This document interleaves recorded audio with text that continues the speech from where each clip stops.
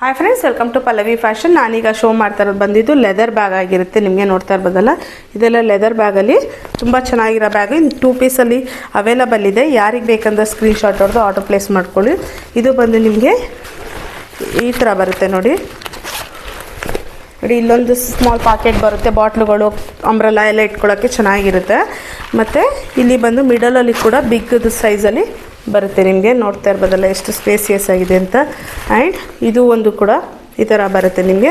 ಇದು ಕೂಡ ನಿಮಗೆ 500 ಫ್ರೀ ಶಿಪ್ಪಿಂಗ್ ಇರುತ್ತೆ. ಆಮೇಲೆ ಇಲ್ಲಿ ಕಂಪಾರ್ಟ್ಮೆಂಟ್ಗಳಂತೂ ತುಂಬ ಚೆನ್ನಾಗಿದೆ.